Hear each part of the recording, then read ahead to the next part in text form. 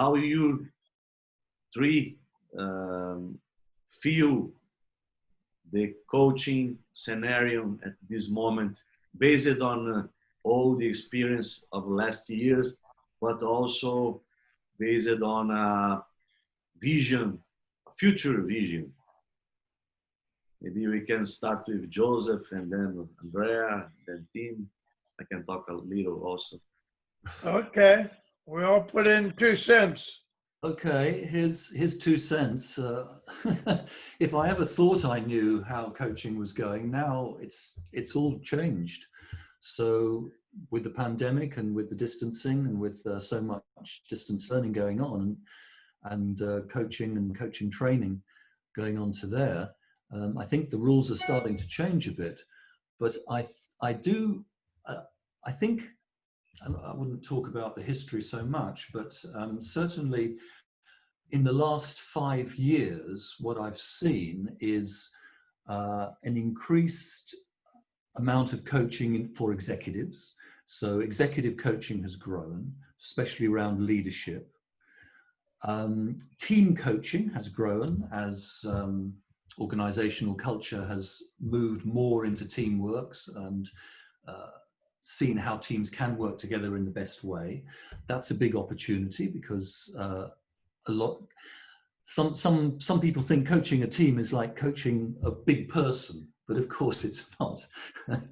Trying to raise 3 children is not the same as trying to raise 1 child.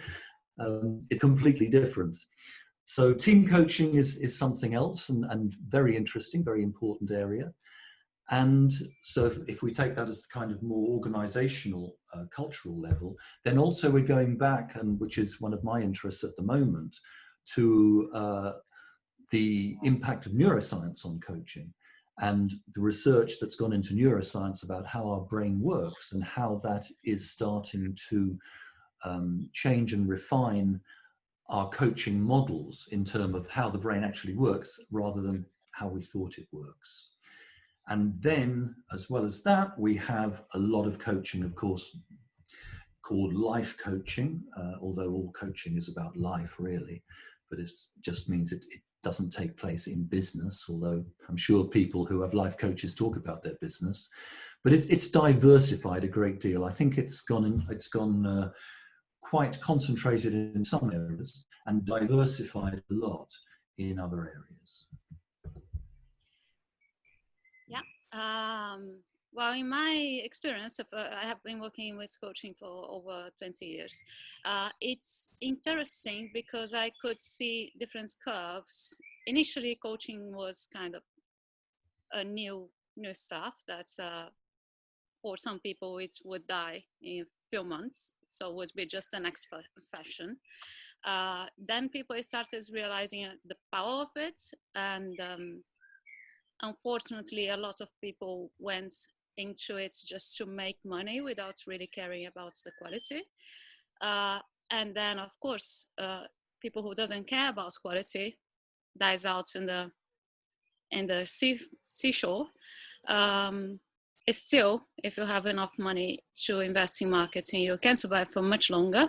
What I'm thinking about, my experience around some people is still surviving, but to be honest, the other curve I have been seeing going upper and higher and much stronger even now during the quarantine is that companies are realizing what's good quality coaching and what's not.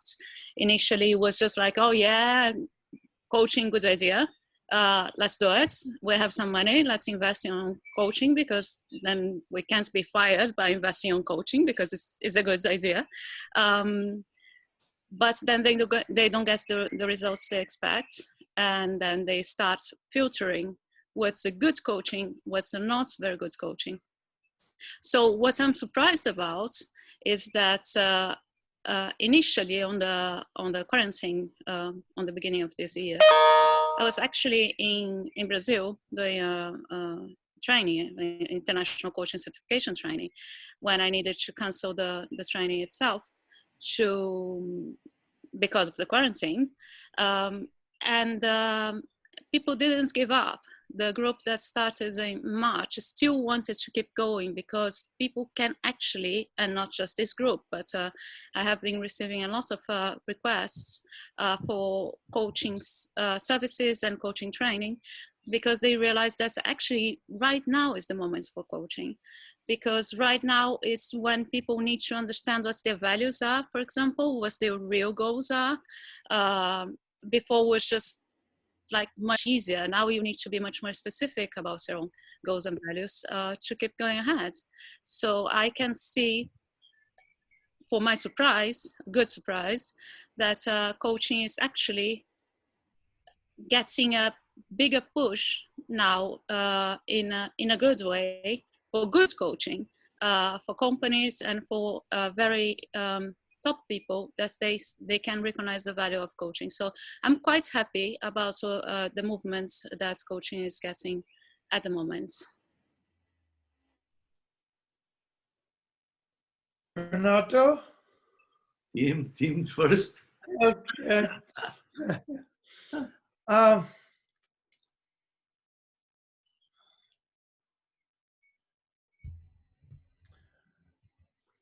I think there's a danger in thinking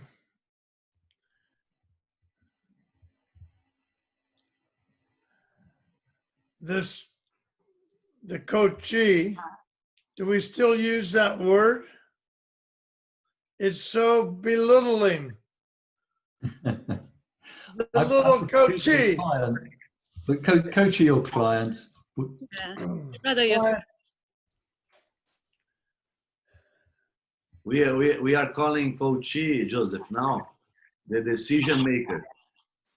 Yes. Okay. Sure. We all know who it is. I mean, coach and client or coachee are co-creating the session anyway, so it's just words. It's what happens in the client that is important, not the eloquence of the coach, but the movement and the thinking and the feeling and the intention. You can call them values, but most people don't know their values, but they need to be asked.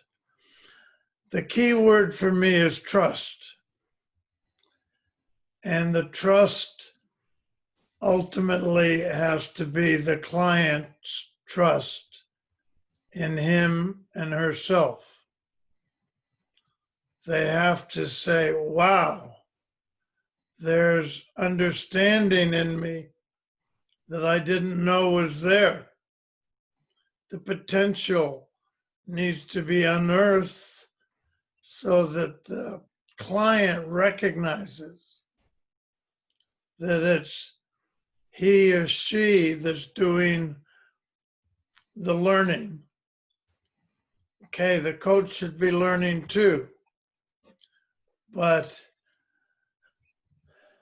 who's the leader of the life of the client?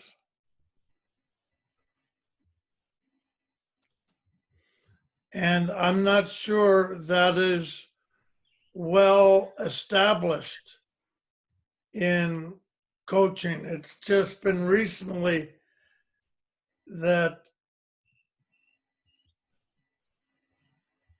I felt I am actually in charge of my life, not the wisdom in books is not in charge of my life. And if I get something from books, what did I choose to take in? What did I choose to go one ear out the other? It happens, but it happens unconsciously. And to make consciously what I receive and what I don't. Otherwise, I'll receive the conditioning of the corporation, the conditioning of the society, and I'll never know my own power as a human being. And if anything needs to happen, with that power comes responsibility, but it also comes a genuine feeling that I have it inside me, that the real answers that I'm looking for come from within me. If they didn't, how would you know what to accept from outside and what not to? Since early classroom days, we were taught the teacher is responsible for what happens in the class. And gradually in education, that's shifting, that the interest of the client is the priority. What do I really want to understand? What do I really want to learn? And to dig for that in here as well as here. But what did I think it was all about? And where did I get that idea? And how did I know that that's what I wanted to follow? And ultimately, no matter what my self-image is, I'm stuck with me. I am the decision maker. I, being the client, being the learner. And otherwise, it'll just be another level of conditioning. I should be like this. I should be like that. Oh, I can show that I am. I'll put on a little mask and be that person, as long as I'm with the coach at least. So, well, if you can trust the client, what's the coach going to do?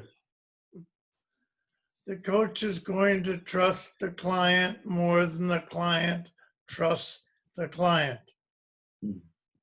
And he is going to experience being trusted, being the source of insight and wisdom to move, to even know where he wants to go, and then to move there in a way that's fulfilling to that client. There's very common things. Enjoyment. You can't teach somebody how to enjoy, but you can evoke that. You can evoke the pleasure of learning, of growth. And it has to do with evolution. There's a force that has taken us from monkeys to here. And now the human being is a little more conscious. And it doesn't just happen to him that the tail drops off, but he's the choice maker in who he is, knowing who he is, she is, and flowering, growing, finding the garden of compassion, the garden of kindness, the garden of clarity, the garden of peace. Those are there. Can the coach be in such a way that he brings them out?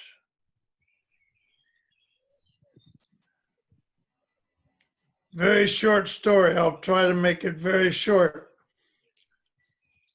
Client comes up on the tennis court. There are many people in the audience. And he announces, I have the most defensive volley on the planet. Nobody is more defensive than me. And I say, wonderful. I don't think I've ever seen the most defensive volley on the planet. I'd love to see it. And he goes like that, backs up and scared to death and stabs at it and tightens all his muscles. And I say, wow, thank you so much. That really gives me insight into what's defensive. I say, well, what I don't know from seeing you is how you'd like your volley to be someday.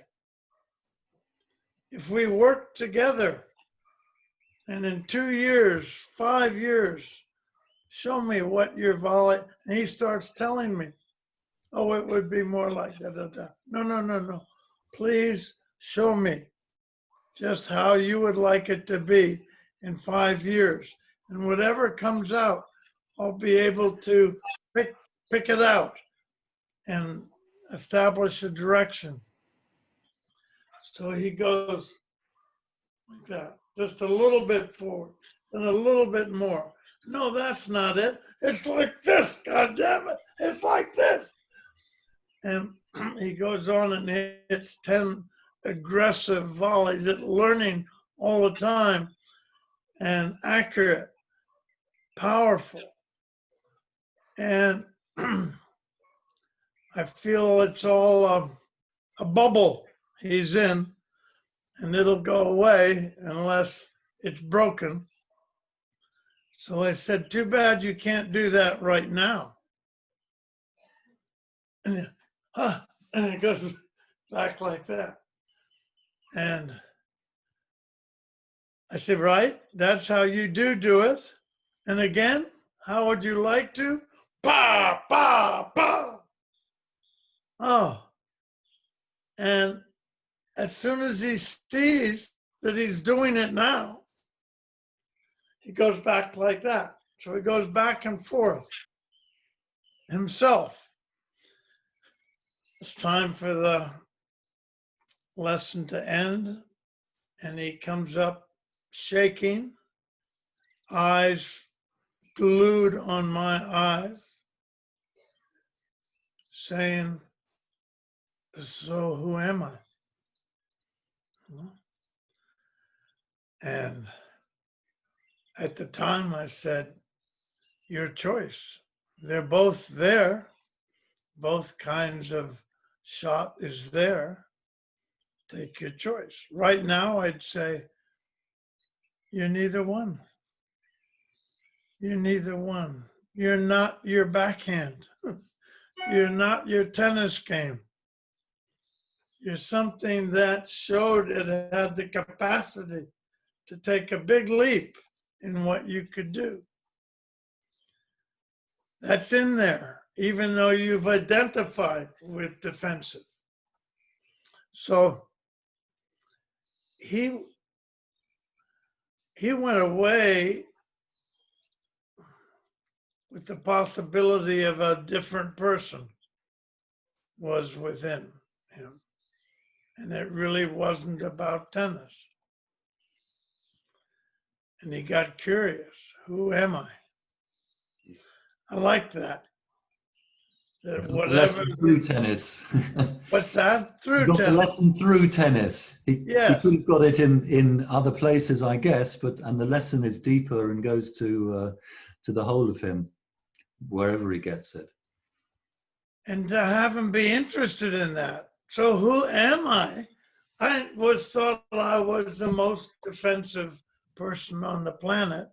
And here I am hitting these aggressive, forceful, Yeah, well, John, he hasn't lost the skill to be the most defensive person on the planet. He can still do that if he wants to, he can't can still do that if you miss it. he? Yeah. You haven't taken anything away. But he didn't think the trick was not, the trick was how would you like to be? He never thought I couldn't show somebody how I'd like to do it. He just never said I can do it that way. Maybe he thought he couldn't. Maybe he needed your trust to even try it. I think it's interesting because the word trust comes from the idea of strength and support. So you trust, if you lean on something, you trust it won't give way, and you're not going to lean on something that you think is going to give way. So if you trust the coach, then you think that the coach is not going to give way, whatever you do. And if you trust yourself, you know that you have strength there that is not going to give way if you try something like that. So And I think it's a nice metaphor. I have trust that I can get from my coach a perspective, an experiment that shows I'm more than I thought I was. Yeah, always. Always. Yeah, and then you just ratchet up to the next one. But it was fun. I mean, he was smiling as he hit these with four. It was no question which he liked better. And what would you say if you really said what you wanted to say to this person, that person, another, a group of people? I don't know. Good. Don't know. Now, start saying it. The condition of saying it is not knowing what I'm going to say, but knowing it's there and I can give expression to it. That in there's two things. There's potential that's greater than the person believes he or she has. There's also interference with that potential. And in the trick of how would you like to do it someday, you broke the identification habit, and the I am the most defensive wasn't there until he realized the conflict between what I can do and what I've been thinking I can do, what I thought I was. And that I have some choice about that. That alone empowers. So, Yeah. Can I tell a short story parallel to that about I was a guitarist. I played classical guitar, and I also played in concerts. And I used to teach many guitarists, many very good guitarists.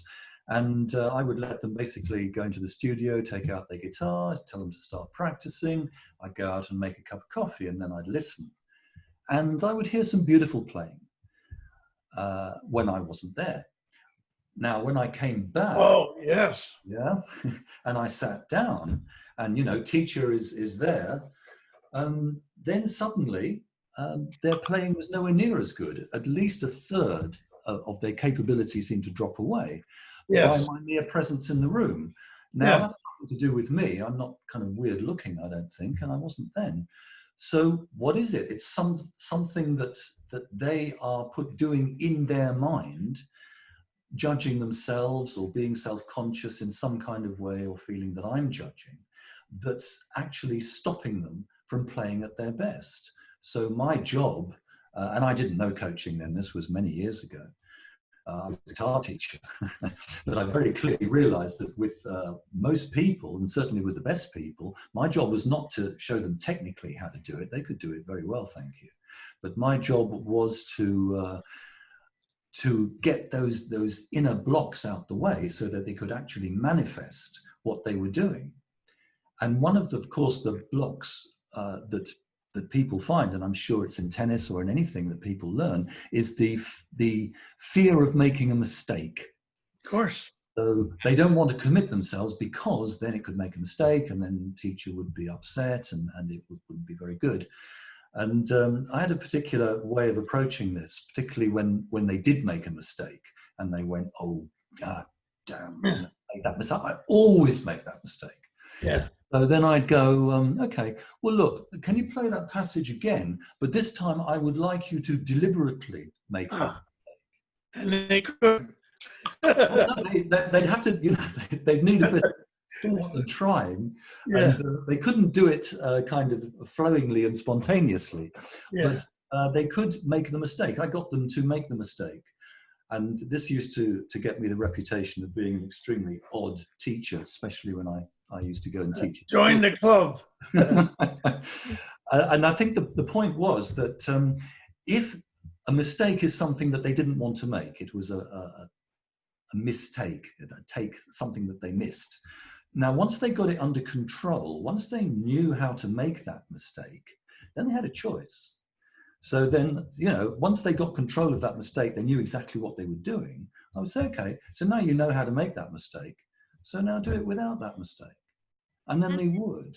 And I think that was interesting, first of all, because of, as you said, the idea of choice. Now the mistake is a choice rather than something they fear.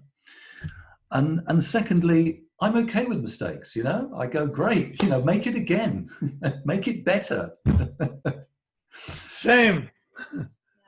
We learned the same. And let me just add something. I'm sorry, Renato. I know it's your turn to talk, but this, I believe, it applies to any type of education. It's good to know. I like to play a kind of funny exercise during the coaching training. That's called the coach from hell. So we actually ask them to make ridiculous mistakes on purpose, so that they feel how it feels from the coach of point of view, and from the client's point of view, and from the observer point of view. So it's like, wow, okay, I didn't realize that I actually have been doing that, but now I know how it feels. I won't do that ever again. So it works, and it's quite fun. Also relaxing. It's fun. Yeah, give permission to be wrong. Permission to be wrong. Yeah. So then you can be, and then you have a choice. Yeah. And you can be right.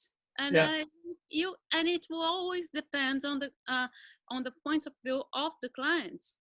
Some things that work very well for one client may not work very well or at all to another client.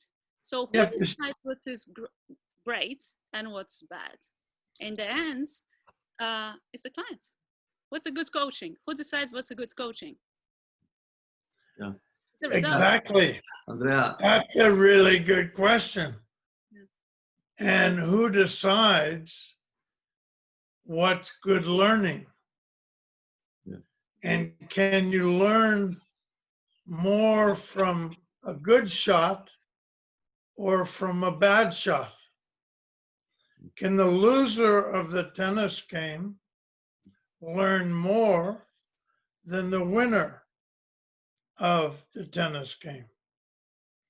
Yes. And if he keeps on doing that, he will exceed the former winner because he's learned from every loss. Yeah, to learn from your mistakes. As long as you do, I kind of say to people, it's great to make mistakes, make as many as you like, but try and make them only once or twice, make different mistakes, not the same. Have any more in there? Joseph, I think that when we ask people what you learn with your last mistake is a kind of awareness process. But I remember many times in companies, in big companies, is a kind of not allowed to talk about our mistakes. Right. It's better we talk about our success. Then when you ask to a CEO or big high level in the company, tell me what you learn about your mistakes or your team mistakes, most of them are not comfortable to talk about this. And also, Andrea, what I see in our trainings is very similar that you mentioned, because in my point of view, most of coaches today, that's why, because they are trained in a mechanical process, they go to a session, to a coaching sessions with a must, that it means they must solve the problem of the coachee. And this pressure to solve the problem makes much more pressure under the decision maker to take a decision or to make a choice that maybe is not the better choice. Yeah. Then there's also, suppose that they know the solution. What is not right, take away completely the power from the client to the coach. If the coach think they know the solution, so they can solve the problem, in my opinion, this stop being coaching. It starts being anything else but coaching. Then it becomes teaching. Yeah. yes. Well, they don't know the solution anyway, because they're not the client. They have very limited view of the client situation. So, you know, it's we use a clip of film in our training, The Scent of a Woman with Al Pacino, and there's a wonderful scene in that where he's blind and he's dancing the tango, and he's teaching the tango through dancing, but he's blind.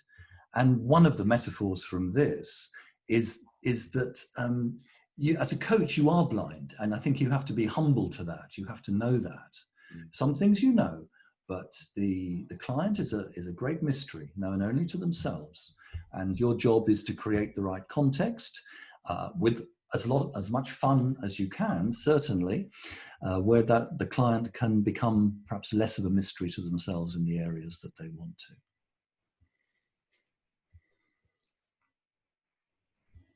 In the team training that Dr. Valerio Pescato and myself did together, and we were just asked after almost a year of giving them the choice to let us be in front of their selected managers who they felt had potential to be leaders. And so they finally did one, and it ended up, they did 6 years with doing a training 3 times a year. And it's hard to explain what good coaching is. But it's not so hard to learn, to know what progress and learning and growth happens in the coachee, still in that habit, in the decision maker. And just to call them the decision maker. What? Little me, who needs coaching, is the decision maker? Yep. Sorry, I can't change that. Whatever I say, whatever I do, you're used to making others the decision maker. You know how to do that. But How about trying you knowing best what's the next step for you? And on and on and on. Let's practice that. And that's why I don't like to focus on coaching as what we do to them, but learning. I'm learning about you. I'm learning about your potential. I'm learning about what you want by listening to you. And you're learning by my listening to you also. So the thing that both are doing is learning. And it's very unfair because I'm learning more than the student, than the decision maker. I'm having more fun seeing him learn. And at the end of it all, I get paid. I should be paying that student for what he taught me about how to coach without me even mentioning coaching. I have one question to the group. Tim, you talk about listen to yourself.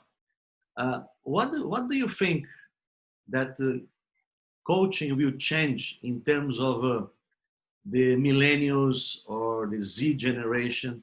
What do you think we need to change in coaching process? Because I think these guys are not so open to just listen by themselves. They want some support or some answers. The speed is a different speed.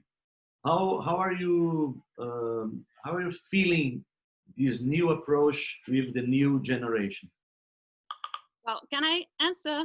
I know everybody has an answer, but I have almost 15 years old here, and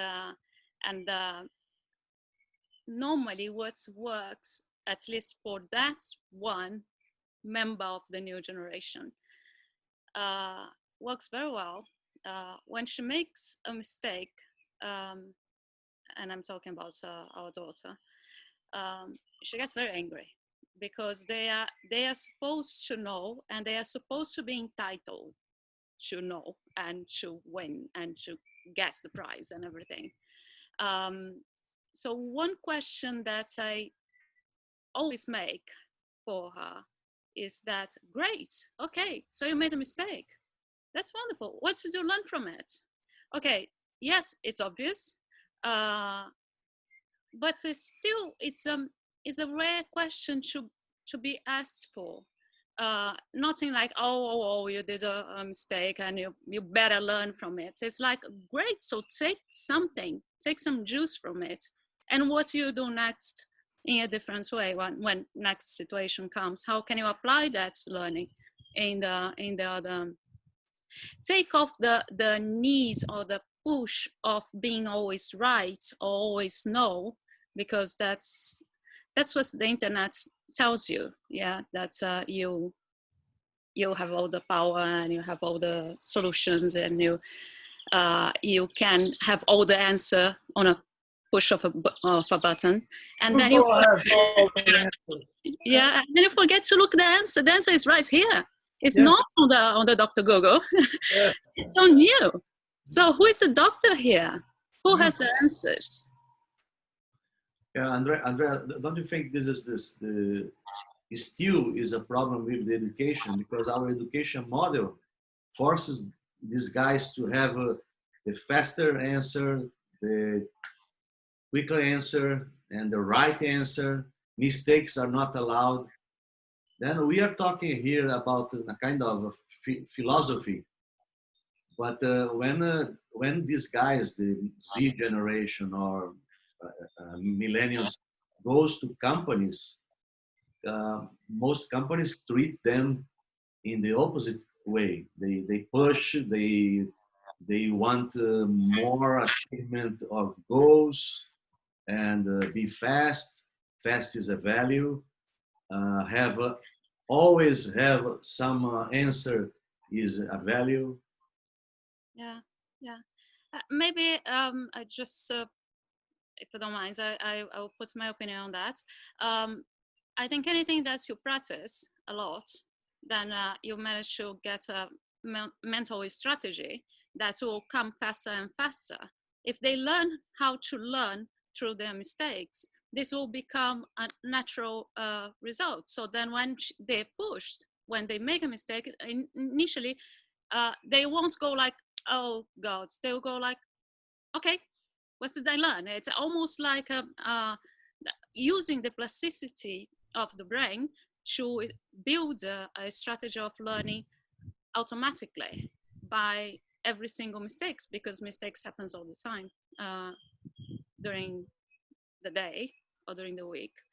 And if you manage to see or to establish that strategy from young age or younger age, that's my opinion, it will become faster answer.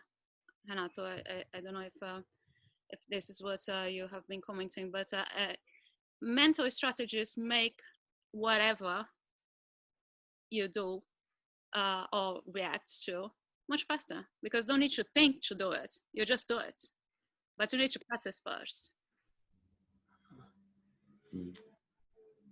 An automobile has an accelerator and a brake.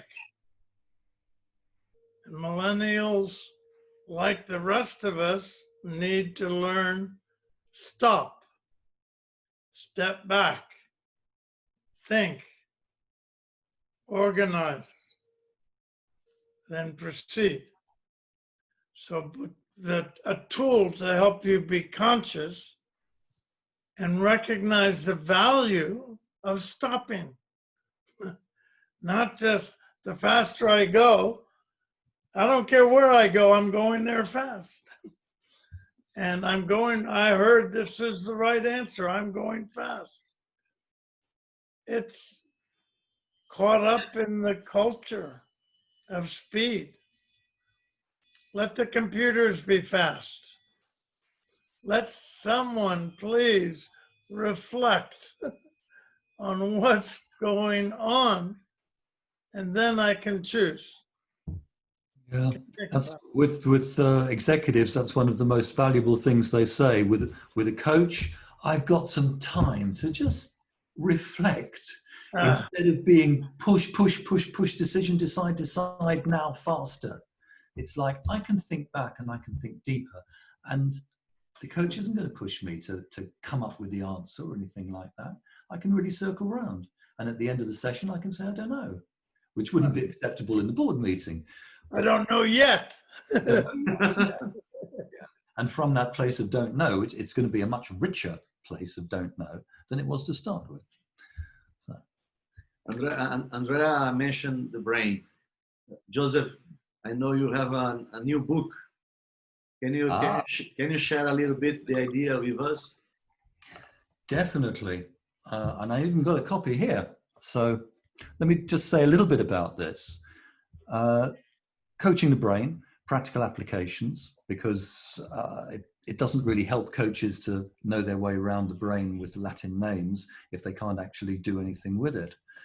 But I think the most important thing about it is really the image on the front, which we thought very carefully about that image of a candle and a flame, because the flame is the consciousness, the awareness, it's intangible, it's flickering, it's beautiful. We all experience that. It also allows us to see. Indeed, yes, we can see. It illuminates. It illuminates. But it comes from the wax, and the wax is necessary for that flame to manifest in that particular context. So indeed, with the brain is material like the wax, and the thoughts are immaterial like the flame, and yet they hang together. And we don't know how, nobody's worked out how this works, but we do know that the brain is a kind of organ for creating nervous tissue from experience. In other words, we take in experience, it creates nervous tissue from that, from actual material. And then that material then informs our next decisions, our next actions, whatever it might be. So the material brain is changed by the immaterial thinking. And what's important for us very much is that the immaterial thinking that goes on, the brain doesn't care what it is. It can be a really stupid idea, like I'm no good at this, or it can be a really useful and empowering idea, like I can do this. The brain makes no distinction between those. If you practice one of them, that's what you'll get better at. That's what will be laid down in the neural pathways of the brain, and that's what will become easiest. You know, just like practicing a tennis stroke or practicing the guitar. Whatever you practice, you get better at, and that applies to thinking as well. And so it certainly helps, that metaphor, for people to realize that thinking may be immaterial and the brain may be material, but you are forming your material brain every moment, and you are learning and changing your material brain every moment by the experiences that you have, by the thinking that you do, and by the choices that you make. Joseph, I love yesterday I was talking with Rita Carter. Rita Rita Carter is who? very known author Rita about the neuroscience. Carter. Rita Carter. Peter Carter. Rita Carter, Yeah. yes. She's a rich lady, a journalist, and she was mentioned some studies about how the neuroscience now can prove things that maybe 100 years ago Freud, for example, or others tried to prove, and it was not to prove because they didn't have a research. Do you think you? I know you are very strong in NLP. Do you think neuroscience can prove some things of a new LP now, or can change a little new NLP? What do you think about this with all this technology that we have available today? Well, it's a difficult question, but I mean, I don't do NLP now. I'm a coach, and I'm interested in many different areas. NLP, the study of the structure of subjective experience. So basically, NLP is about subjective experience. Neuroscience is about the brain, but of course, then once you study the brain, you find out what that does and how it works, and it merges into psychology. I think that there are many models in NLP that were ahead of their time, for sure. And, you know, we have, like in rapport, was discussed in NLP many, many years ago. Now we have mirror neurons, and we know how it works. But, you know, again, like any science, neuroscience doesn't prove anything. It only disproves what's gone before and refines our understanding of what we've already got, knowing full well that with more experience and more research, we're going to be able to refine what we've got already. So, you know, this is a nice book, but I'm very much hoping that in 5 years, we'll be able to do a second edition where there'll be much more, and we'll be able to refine the ideas much more in the light of the research that's gone on. So I think it's a difficult question. I think that these two domains, it's hard to be able to put them together. If you give me a specific example like rapport, I can probably talk about it. But in general, it's hard. Well, tell me, I've always known very little about neuroscience because I didn't feel I needed it. So I made up a self-one that's telling you what to do and how to do it, and don't make a mistake. And who's he talking to? Yeah. He's talking to the poor guy that's got to hit the ball. And then you find out. So I know that's valid. That conversation takes place. When it doesn't take place, more of the talent comes out. When he doesn't have a overly authoritarian voice telling them how to do it and how not to do it, how to be, how not to be, how to do, how not to do. Absolutely. I mean, But with what part of the brain does this self-one talking, and what part of the brain lets go of that and hits with abandon that's so beautiful, and so you don't even question if it's right. no, It works.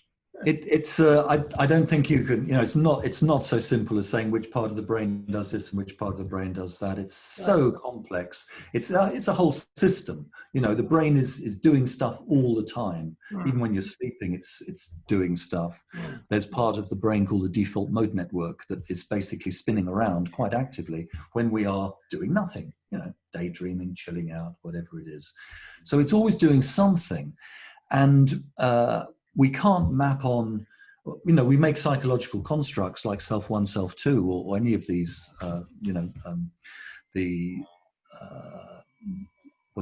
adult, child, parent sort of thing. These are all psychological constructs. We can't put them into parts of the brain. We can, however, understand how they work and whether they are going to be helpful in terms of how the brain works, whether they're brain friendly, as it were, whether they're going to be able to help us in terms of how the brain works. And therefore we can use them or refine them in the light of that knowledge. So certainly, it's self-one. Self-one is the doer, right? Or is self-one the teller? Self-one is the teller. The teller. Self-one's the teller. So lots of linguistic circuits around there, certainly. And self-two is the doer, the kind of habitual, the things that you really know that you can do. And our job there is to get out of our own way, really, isn't it? It's to get out of our own way so that we can really do things. And if we've trained the things well that we can really do, like playing tennis or playing guitar or training or coaching or anything else, then it'll be great. And then the other self can come in afterwards and go, hey, have you missed me? No, thank you. Somehow it's learning from experience. Yeah. Because exactly. we all are in this incredible university called life on planet Earth. And we have an incredible outside and we have a mostly unknown inside. At least we've cracked the skull and seen a little bit what's happening in there. I doubt that, is there a place where choices get made? I think it's quite complicated, but I think that what you're saying, and I think we've been saying this in different ways, is that a coach helps to put the client in contact with their direct experience, rather than what they think they should be doing, or what other people tell them to do, or their kind of expectations, because certainly we know that. Our brain, and we create expectations of what we think is going to happen. We make predictions about basically what's going to happen. We couldn't live without them. But when we make predictions and expectations without paying attention to our experience, then we can make some really, things don't go well. And, in some very funny ways as well. I'm sure that you and many people listening have seen that video of the invisible gorilla, where you're given, there's a video, and you're supposed to be tracking 6 people with different colored shirts passing the ball in quite a complicated way, and you're told to pay attention to that. Right. So that's what you do. Halfway through, a person comes on in a gorilla suit, beats their chest and walks off. And half of the people who see this for the first time when you ask them, did you notice anything unusual? They go, no, what? And then the other half go, how on earth didn't you see the gorilla go through? I mean, are you blind? And they're not blind, because the eye tracking mechanism will show that they've looked directly at the gorilla while watching, because they set it up with, you know, eye tracking. They can track where people have watched. They're looking directly at it. They're looking at it. They don't see it because they're not expecting it. They're not predicting it. So they're seeing what they expect, particularly when their conscious attention has been given to quite a complicated task.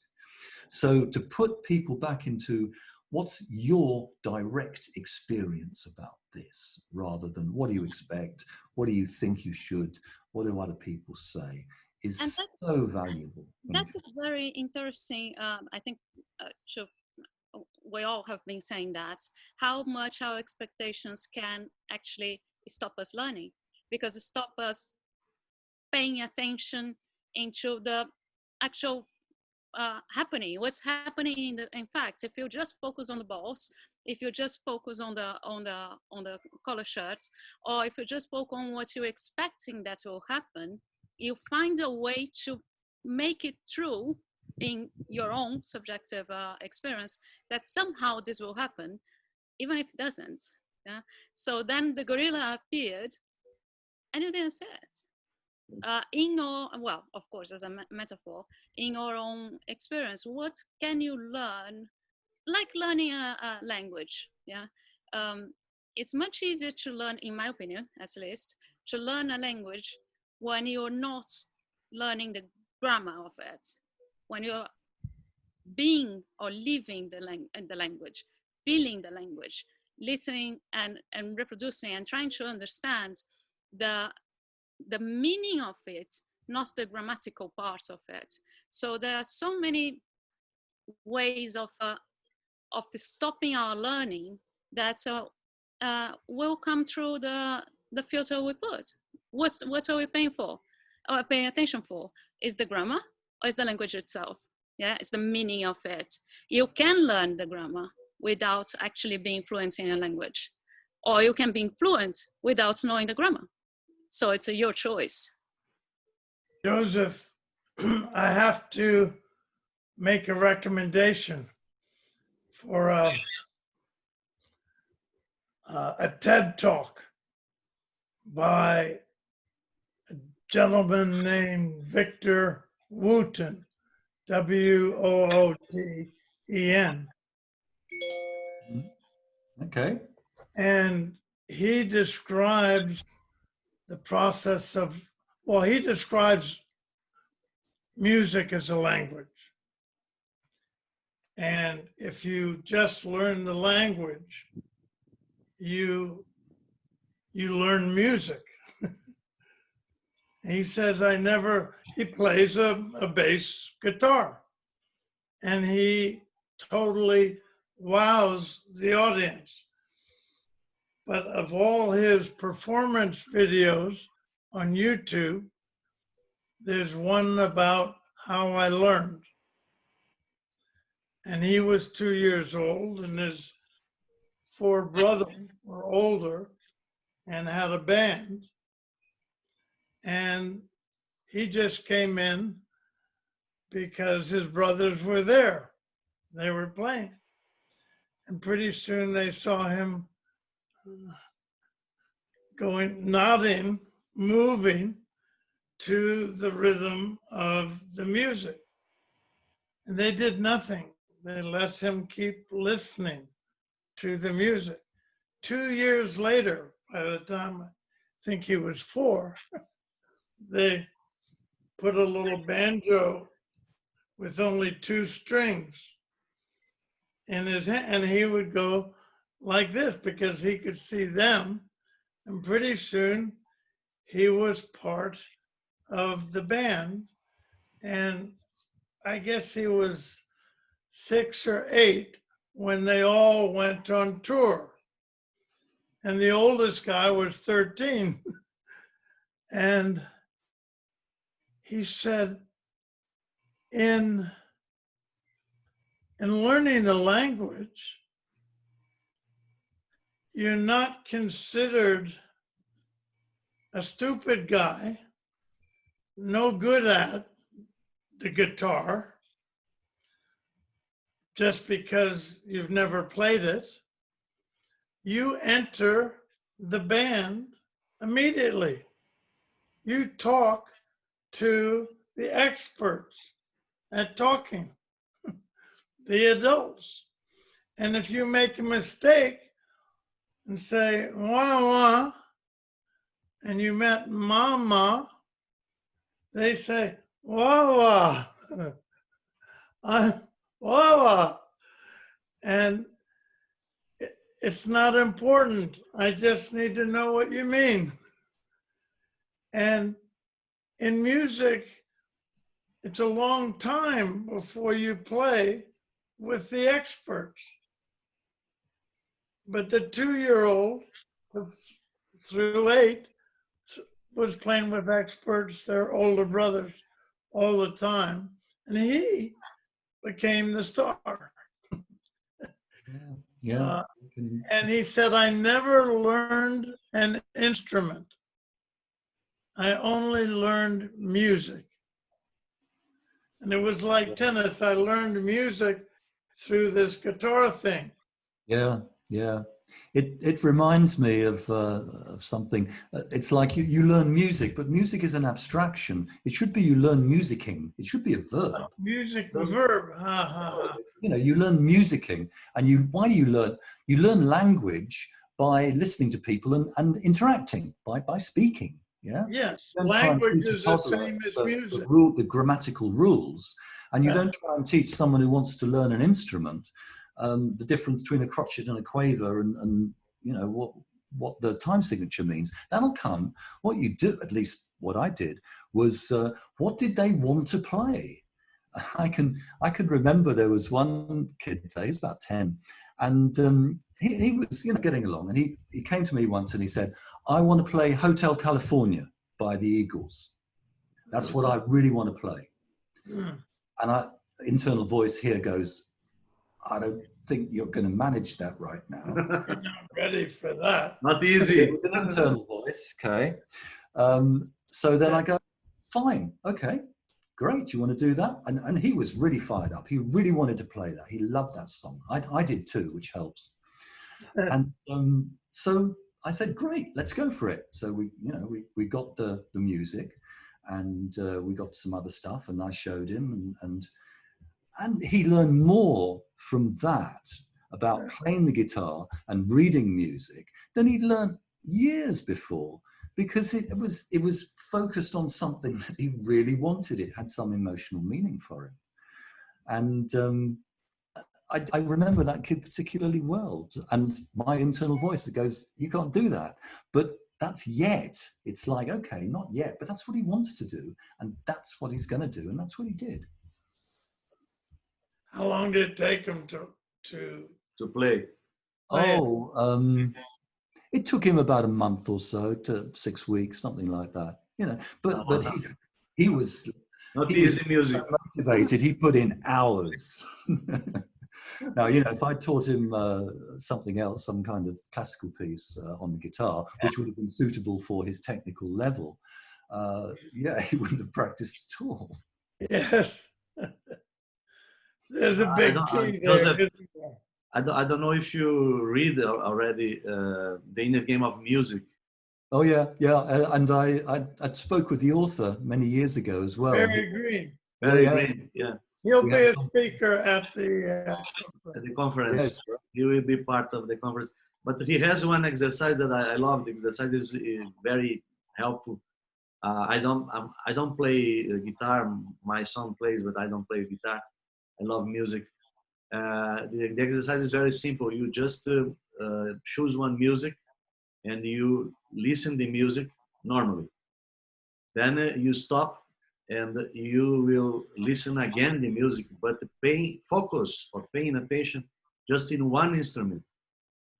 And is very interesting, because after you listen the music for the second time, you have a completely different overview of the music. You have you catch some sounds or some different points of the music that he was not able to, to catch in the first time. And it's amazing exercise, it's very profound. That's a listening exercise. Paying attention. What do you pay attention to? Don't pay attention to what you habitually pay attention to, but pay attention to, you know, a particular instrument, or sometimes at the, you know, the spaces between the notes. That's a good one. Yes, yes. Don't listen to the notes. Yeah, pay attention to the spaces between the notes. Whole new perspective and experience there. What was that like? Everybody in tennis says, watch the ball. Yeah. And, you know, there's bounce hit that watch 4 particular moments. But then it became, don't watch the ball. Watch the trajectory carved in space by the ball. Now, balls are boring, but the trajectory is really beautiful and really interesting. Gravity acts on bad shots and good shots the same way. Yeah. There's a nice trajectory. And advanced players could do that like all hour long and not get bored. The attention goes to what's interesting to the person. Ball's always round and yellow with a few seams on it. Interesting at first because you didn't notice the seams. But when you're noticing the arc of the ball, Yeah. before the bounce, and then how does it go after the bounce? And you're in your experience. You're in your direct sensory experience. So you're in the flow, as it were, when you're paying attention to that. Yeah, it should be great if we have this in all jobs. What we learn in job we can use in our personal life, and vice versa. And vice versa, yeah. Well, we are arriving almost 1 hour and a half. Whoa! Then I think we have fun. maybe you can have a 1 minute each to say something to our audience. I want to, first of all, to thank you, Joseph, thank you, Andrea, for this amazing conversation and contact. Very happy to be with you here, and I think our group will love this this change of ideas. When we started to talk about this interview, the first thing was to do something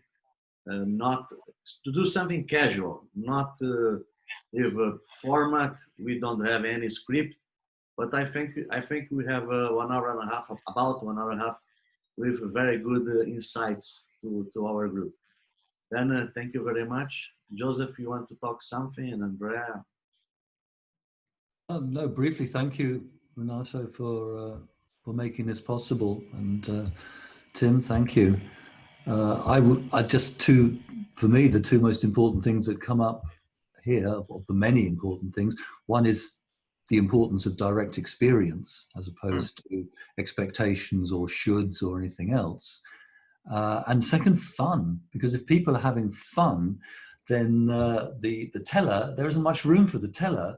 You know, they're vanished away. You're having fun, you're in the experience, and it's amazing what you can learn.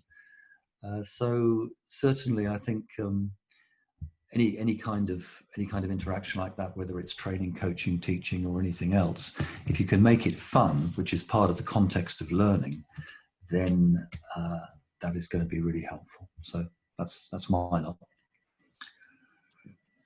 Well, thank you very much for you. It was, and it is a pleasure to share that experience with you guys. And yes, was I would say, well, a lot of learning for sure. Also because it's just reinforce my belief that coaching is not to do with any culture, it's to do with the human beings. And as soon as we are leading or dealing with human beings, being training, being coaching, being in America, being in Brazil, being whatever country or language that we are talking, if we are prepared as coaches to be the biggest learners of the process, then we are in a very good direction. So that's my best message to all of people who are watching, and I hope you all enjoyed. I did, for sure. Thank you. Thank you. Thank you very much.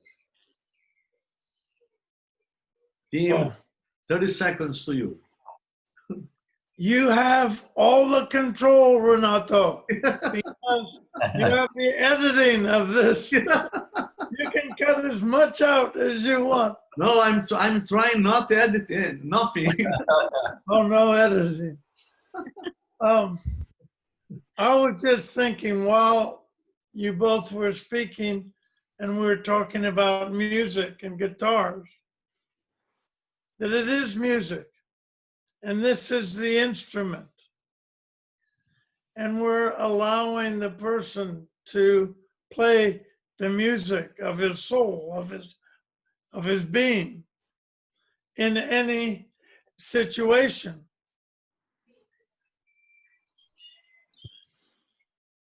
Getting the ball into a court adds no value to the world. Golf balls, getting the white ball into a hole doesn't make the world a better place. But we can learn in doing those things whatever we want to learn. And to learn how to learn from experience, all we have to do is enroll. It doesn't cost anything. It costs a little something to help to play your instrument. It's got ears and a tongue and something behind it. We all don't even know what it is.